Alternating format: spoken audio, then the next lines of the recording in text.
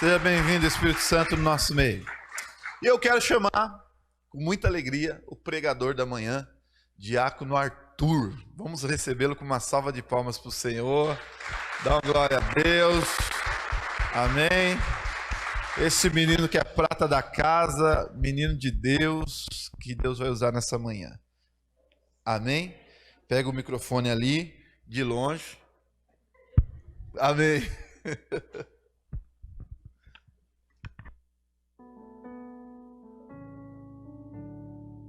Tirar essa máscara que não dá para falar de máscara não, né? Bom dia, a paz, vocês estão bem? Tô com sono.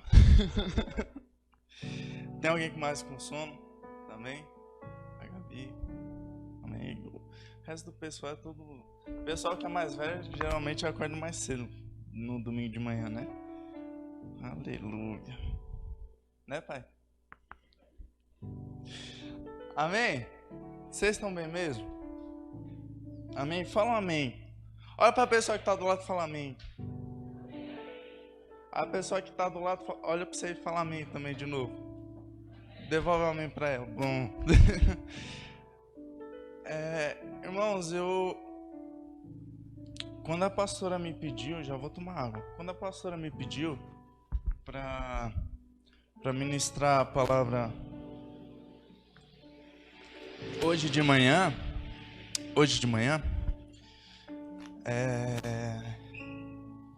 a primeira coisa que eu senti assim de compartilhar com vocês, né? E também é uma palavra que Deus ele compartilhou comigo.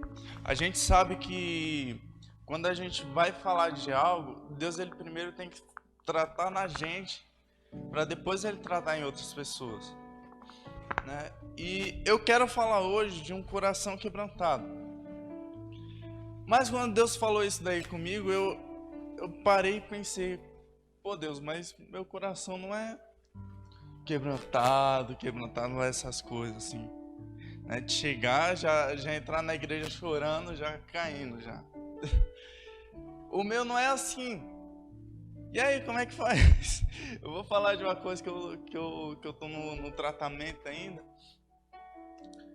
Mas aí eu percebi que durante o processo que a gente vive, que a gente passa, Deus ele está ensinando a gente o tempo todo. E muitas vezes a gente está no meio de um processo e a gente já sabe como que vai chegar no final. Só que a gente está tão atordoado com as coisas do agora, que a gente não pensa que a gente já sabe as manhas para terminar no final. É como se fosse um quebra-cabeça que você, no meio dele, você já terminou todo. Sabe? Vocês estão pegando? Amém? Quem não está pegando aí ainda? Fala um amém, que aí eu explico de novo. Amém? Todo mundo está pegando. Glória a Deus. Fala glória a Deus. Amém. De manhã a gente tem que ficar falando, né? Fala glória a Deus. Fala glória a Deus. Para a gente afirmar que estamos dando glória a Deus.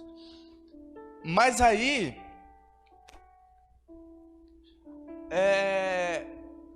a gente para no meio de todos esses processos, pensando em como está a nossa dificuldade no momento e como que a gente vai resolver. Eu sou muito esse cara. Se eu estou passando por um problema e eu estou no meio dele, eu preciso sair dele, fingir que ele não está acontecendo para eu entender como é que ele funciona, sabe? E muitas vezes na nossa vida tem que ser desse jeito. A gente passa por processo, mas a gente, por não entender, continua vivendo a mesma coisa. Eu gosto muito de dar esse exemplo, que é o exemplo da escola. Quando você não passa do 8º para o 9º ano, o que você faz com o semestre? Com o ano? Você repete. E aí acontece que com os processos da nossa vida, funciona da mesma forma. A gente está tão errando na mesma coisa, que aí a gente tem que ficar repetindo a mesma luta para ver se a gente entende como é que ela funciona. Para ver se a gente entende como que sai dela. Muitas vezes, quando a gente passa por luta, a gente começa a reclamar pra caramba. Mas aí, quando a gente reclama, né, eu falei isso, tinha comentado com uma pastora uma vez, que quem reclama nunca passa pelo processo. Quem reclama nunca vai proclamar o final. Quem reclama vive clamando. Você reclama. E aí, pra gente passar por uma luta, finalmente ela acabar, a gente tem que entender o que Deus quer ensinar a gente. Como Jesus, que estava no deserto e quando ele saiu das águas, Mateus 4, fala que Jesus saiu das águas e o Espírito Santo conduziu ele para o deserto. A gente passa deserto que não foi o Espírito Santo que conduziu a gente.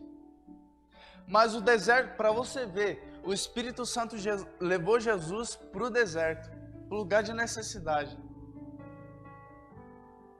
Tem luta que a gente fica passando e fica repetindo nela porque não é o Espírito Santo que levou a gente. Mas eu não vou falar disso. Eu vou ler com vocês aqui no Salmo 51 e o versículo 16. Quem for bom de Bíblia, abrir rapidão aí. Então, irmãos, um coração, para ter um coração quebrantado,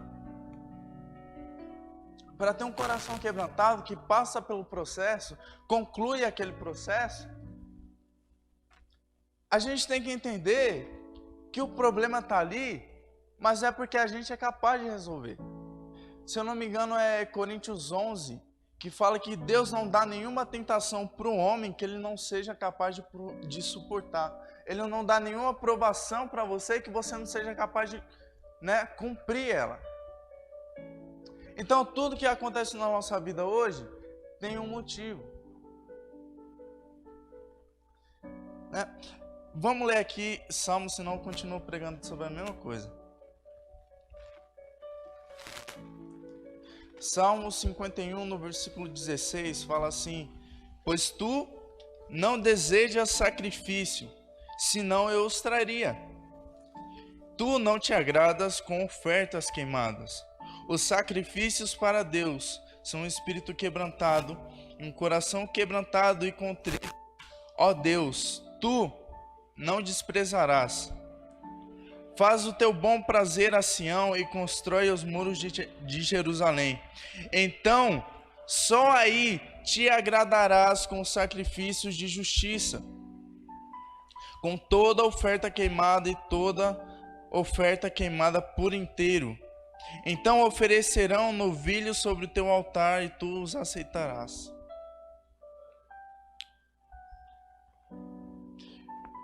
Irmãos, quando a gente para pensar sobre um coração quebrantado, a gente pensa em aquela pessoa que chega no culto já chorando, aí que o pastor começa a orar, a pessoa já se joga debaixo da unção, alguma coisa do tipo.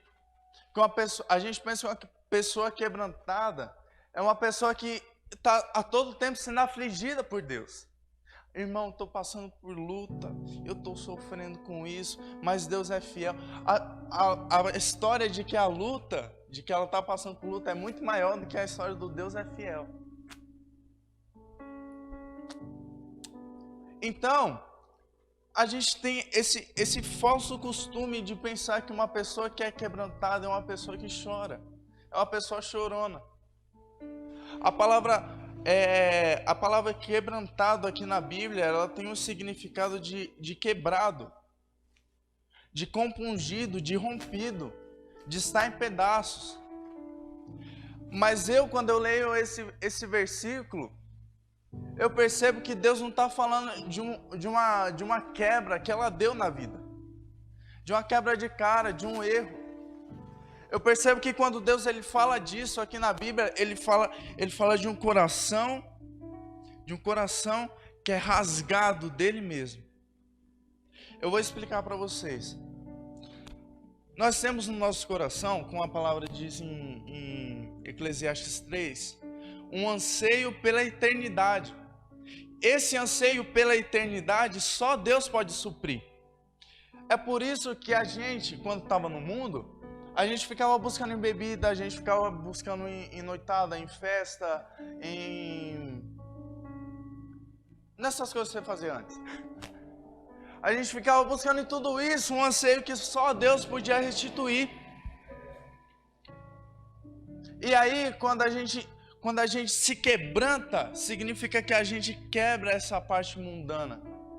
Que uma parte que é mundana, ela saiu da gente, ela é rompida. E aí eu percebo que uma pessoa que é quebrantada, não é uma pessoa que fica o tempo todo chorando, mas é uma pessoa que fica o tempo todo se renovando. Como a palavra diz em Romanos 12:2, não vos conformeis com este mundo, mas sejam transformados pela renovação da vossa mente. Então uma pessoa que é quebrantada, uma pessoa que é agradável a Deus, é uma pessoa que está todo o tempo se renovando no próprio Deus. A Bíblia vai falar em Romanos que a mentalidade do mundo é uma mentalidade passada. A mentalidade que você tinha sobre sua família não ter jeito, a mentalidade que você tinha de você ser pequeno, de você nunca alcançar nada na vida. Essas coisas são mentalidades mundanas que o diabo mesmo colocou na gente. Mas quando nós vimos para Cristo, a gente sempre tem uma imagem de uma cruz e de uma pessoa de joelhos, simbolizando que é alguém rendido diante de Deus.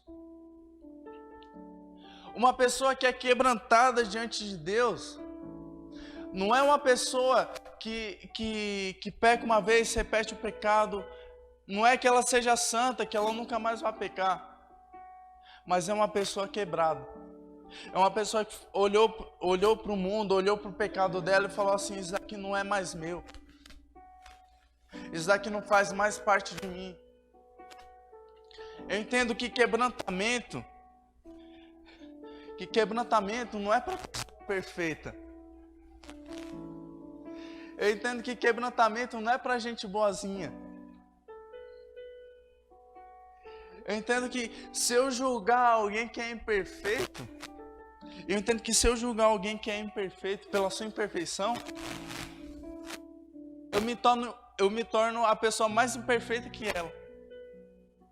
Eu me torno mais errante que ela. Porque a pessoa que é imperfeita reconhece a sua imperfeição.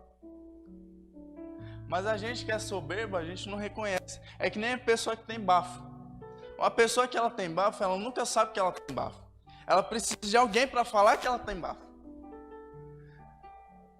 Lá em casa rola dessas conversas, sua boca tá fedendo.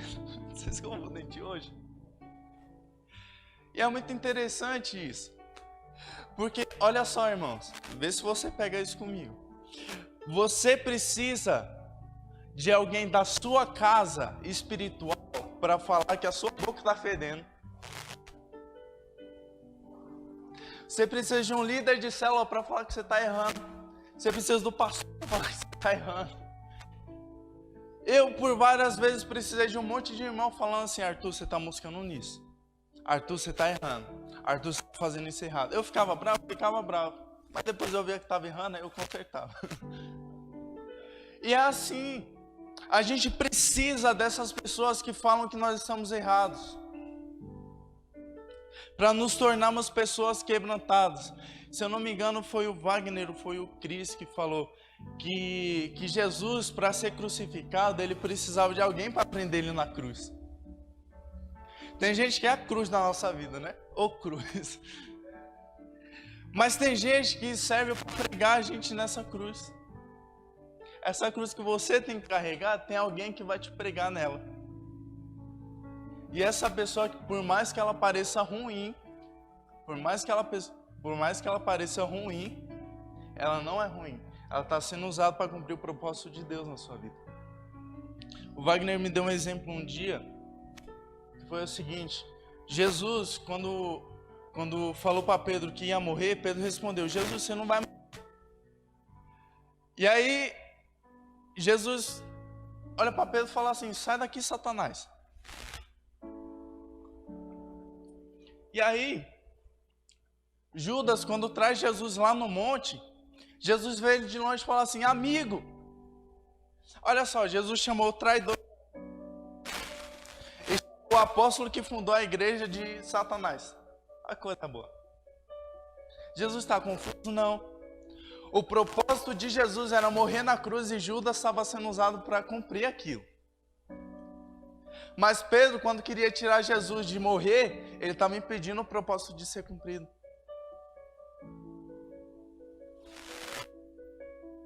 Precisa de um carrasco na sua vida.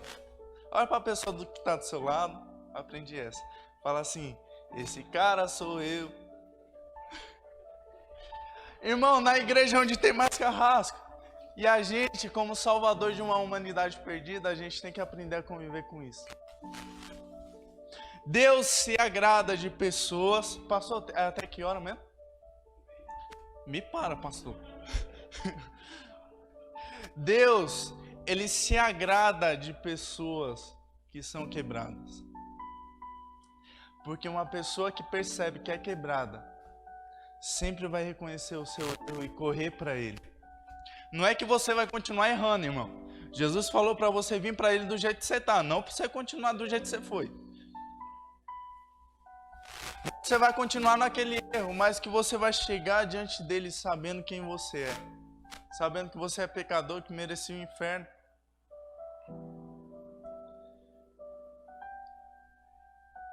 Então, quando eu li esse versículo, quando eu estava assim, Deus, eu estava muito longe de Deus e eu parei, pensei, caramba, se eu tiver um coração quebrantado, Deus não vai me rejeitar.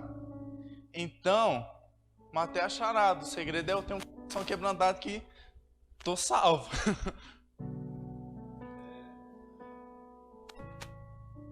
E realmente, vamos ler Salmos 34? Salmos 34, abre aí e deixa marcado com o seu dedinho. Salmos 34.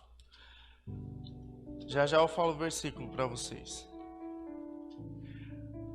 E aí quando eu li esse versículo e vi que assim, Deus ele não se agrada de sacrifício, mas ele se agrada de um coração, de um espírito contrito.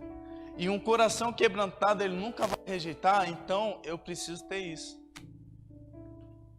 Então eu comecei a orar, falei, Deus, Salomão pediu sabedoria para você. Eu quero um coração quebrantado, para você não me rejeitar. Irmãos, se a gente tem isso, a gente passa a viver um cristianismo que é Jesus e Bíblia. Sabe, não é mais a Bíblia e o que eu acho da Bíblia. Não, eu acho que dízimo é da velha aliança. Eu acho que a salvação é por meio das obras. Né? O que eu acho da Bíblia. Eu acho que a história de Judas não aconteceu. Eu acho que a história de Jonas que ficou na barriga do peixe não existiu. Como tem cristão que acha. Irmão, eu acredito tanto na Bíblia que se a Bíblia falasse que Jonas que comeu o peixe e o peixe passou 3 dias na barriga de Jonas, eu acreditava.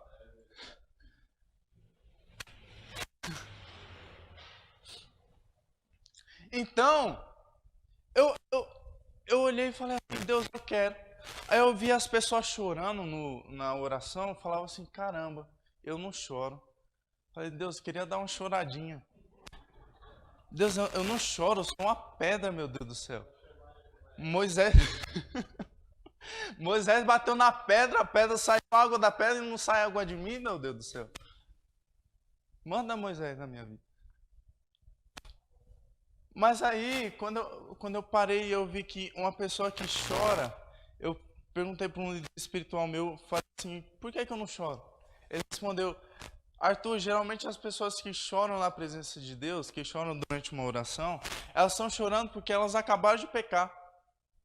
Elas estão chorando porque elas estão passando por um problema.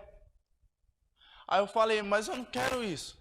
Eu quero chorar porque é a presença de Deus e não porque é um problema meu. Deus, eu estou com um problema, resolve para mim. Eu sei que Deus vai resolver meus problemas. Mas eu não quero chorar só por causa disso. Eu não quero chegar para Deus e ficar chorando minhas mágoas. eu quero ser tão quebrantado ao ponto de Deus olhar para mim e falar assim: Jesus morreu, Pedro morreu também. Mas como é o nome daquele cara? Enoque. Enoque foi arrebatado. Elias foi arrebatado. Se Pedro morreu e foi enterrado, e Elias não morreu, foi arrebatado durante a vida dele, então eu quero ser igual a Elias. Eu ser arrebatado durante a minha vida. Eu quero que Deus tenha um desejo por mim tão grande de falar assim: esse cara não serve para a terra. Eu tenho que trazer ele de alguma forma. Irmão, por enquanto eu ainda estou prestando muito para a terra. Deus tem muito que me tratar ainda. Mas eu olho para Deus e eu vejo Ele de uma forma que eu quero fazer Ele me amar. O único jeito de eu fazer Deus me amar, eu sei que isso não é mérito, né? Tem uns pregadores da graça que falam que o amor de Deus não é mérito. Mas eu amar a Deus de um jeito que eu não quero mais ficar aqui é outra história. Eu quero amar a Deus desse jeito. Eu não quero chorar diante de Deus porque eu estou passando por um problema e eu quero que Deus resolva. Eu quero chorar diante de Deus porque é Deus. Quer ver? Vamos ler aqui, Salmos 34, o versículo 18. Fala assim: o Senhor está perto daqueles que são de coração quebrantado, e salva também o contrito de espírito. O Senhor está perto. Sabe quando aquele versículo de Tiago 4 fala assim, que aproximai-vos de Deus e Ele se aproximará de vocês? Deus, Ele se move de acordo com o nosso coração. Se o nosso coração se quebranta para Ele, o dele se quebranta para a gente.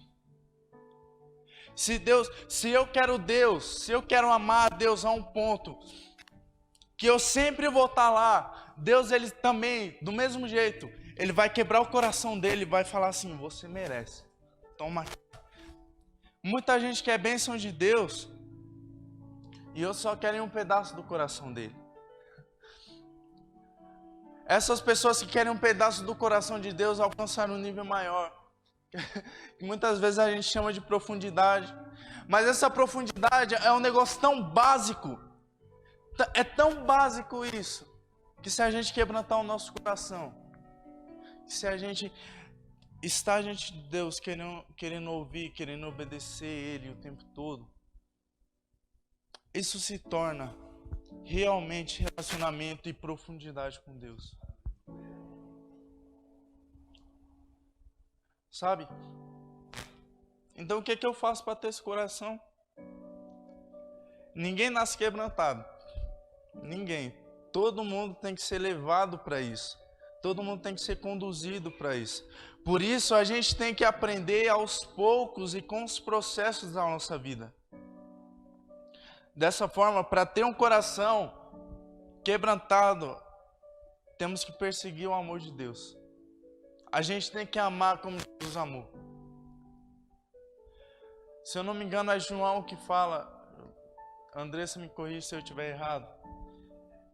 Ele fala assim que todos que vivem por Jesus devem morrer como Ele morreu, devem sofrer como Ele sofreu. E aí sim, esses que sofrem como Ele sofreu se tornam participantes da glória que Ele recebeu. Como assim? Quem sofre por Jesus, a mesma recompensa que Deus entregou para ele, que foi a vida eterna, Deus vai entregar para a gente. Jesus, ele falou assim: é-me dada toda a autoridade no céu e na terra, e eu dou essa autoridade a quem eu quero.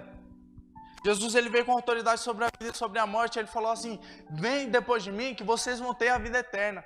Leva a cruz de vocês. É fácil. É nada, não é fácil não, gente. Aquele que ama a Deus participa da sua companhia. Amar a Deus faz a gente querer obedecer Ele.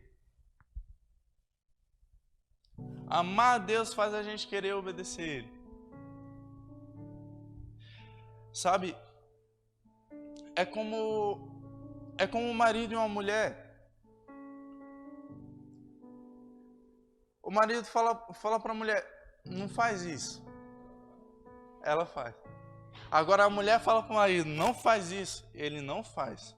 Amém? Tô mentindo, mas... tô brincando, gente. Tô brincando. Chega, deu calor, olha.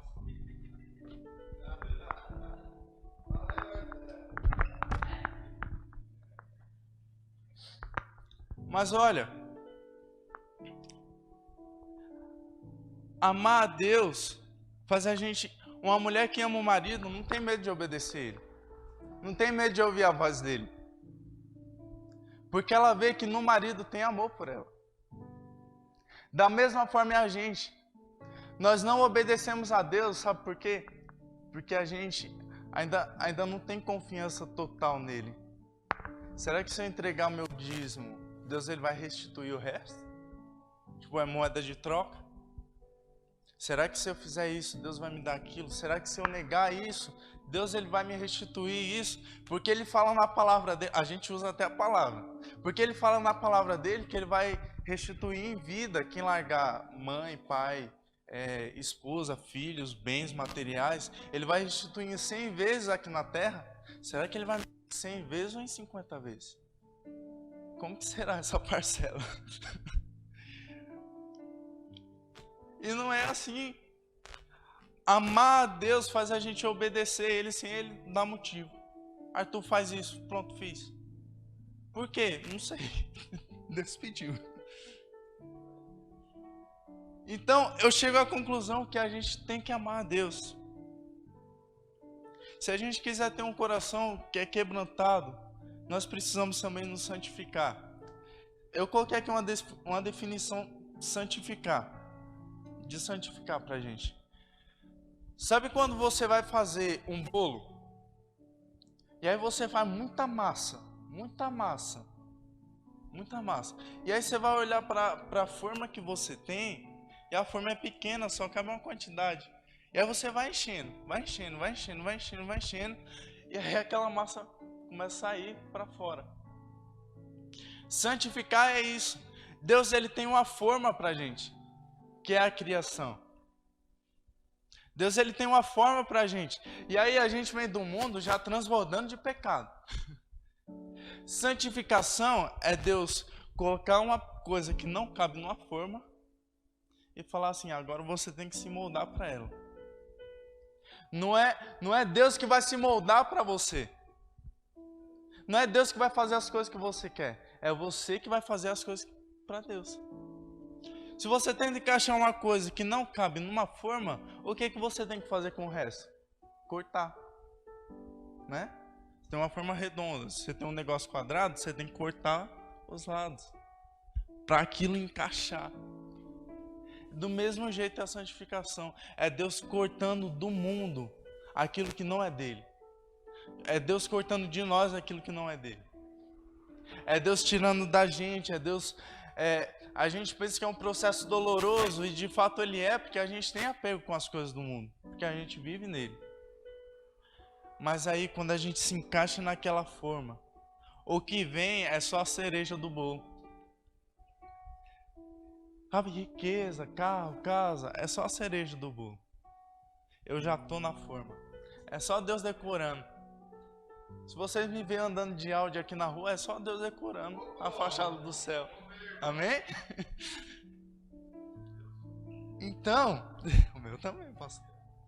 Tem um Audi TT. Vai, filho. Respeita o ungido do Senhor. Aleluia. Irmão, então nós precisamos chegar nesse nível. Sabe, vamos ficar de pé para parecer que está acabando?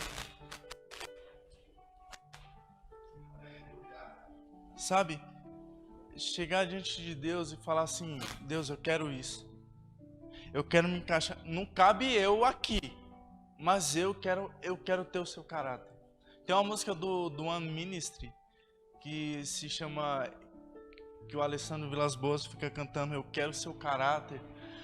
Sabe, dedilhar o coração de Deus, conhecer Ele por inteiro. Se santificar é querer ter o caráter de Deus, querer ter os frutos do Espírito.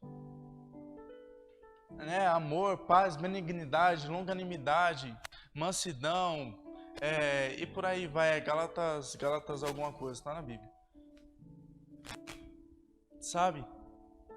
Então temos que chegar nesse nível. Eu quero orar por vocês e quero orar por mim também, incluindo eu na jogada aqui.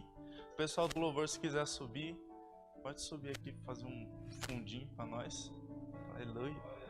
Sabe, enquanto eu respirar, eu cantarei a Ti, como o Anderson cantou. Até o mundo acabar, o mundo vai acabar, mas eu continuarei, eu Te louvarei, Senhor. Eu quero chegar nesse nível. Jesus,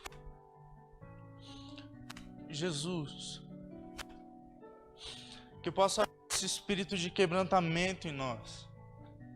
Jesus, a gente sabe que quebrantamento não é chorar diante do Senhor, não é se prostrar diante do Senhor, mas todas essas coisas fazem parte disso. A recompensa de alguém, Jesus, que é obediente, que é quebrantado ao Senhor, é que o Senhor sempre vai se apegar a ela, é que o Senhor sempre vai fazer companhia para ela. Então, Deus, nós queremos ser a sua companhia. Nos torna, Jesus, pessoas quebrantadas.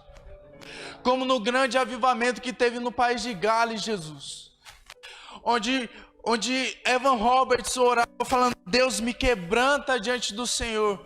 E esse cara, Deus, se tornou um grande fazedor de milagres, um grande aproximador de pessoas do Senhor. Jesus, se nós tivermos esse quebrantamento a esse ponto, Jesus, nós então faremos a sua obra por completo. Jesus, nos traz de uma forma que nós seremos realmente quebrantados ao Senhor. Onde as aparências não vão mais enganar, Jesus, mas a aparência vai evidenciar a sua presença. Jesus, como havia na arca, Jesus, as coisas eram cobertas de ouro. As coisas do templo eram cobertas de ouro e o seu interior era de madeira, porque o Senhor precisava moldar a gente por dentro, para pintar nós por fora com a sua presença, Jesus. Jesus, eu peço mais que tudo, Jesus, não nos dê carro, não nos dê bens, até nos dar um coração quebrantado diante do Senhor. Jesus, nos torna realmente quebrantados. Nos torna, Jesus, realmente pessoas que são inteiras diante do Senhor. Não gente que vai amarelar diante das dificuldades, mas gente, Pai, gente comum. Gente que é como madeira, que o Senhor pode ir moldar do jeito que o Senhor quiser. Mas pessoas que o Senhor vai pintar de ouro para evidenciar a sua presença. Deus, nos torna puros a um ponto que o nosso exterior revele o nosso interior. Que nossas atitudes realmente mostrem que o Senhor é Deus. Em nome de Jesus, Pai.